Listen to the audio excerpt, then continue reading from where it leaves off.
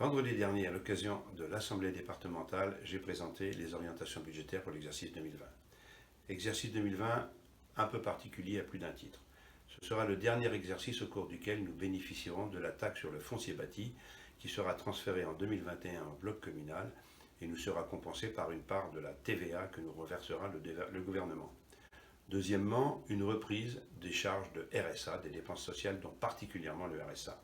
Troisièmement, l'obligation de respecter le croissement des charges de fonctionnement de 1,2% par rapport à l'année précédente, ce qui n'est pas un problème pour le département du Val d'Oise, qui a été en la matière bon élève en 2018 et 2019 et qui le sera encore en année 2020.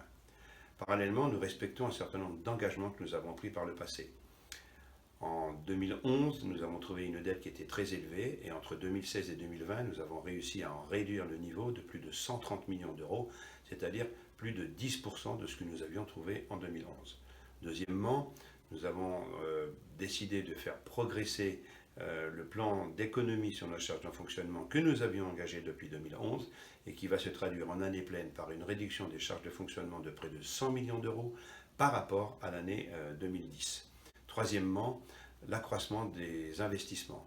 C'est un engagement indispensable pour le développement de nos territoires et nous allons avoir un niveau d'investissement au budget 2020 qui aura progressé par rapport à 2019 puisqu'il va passer de 169 à 187 millions d'euros.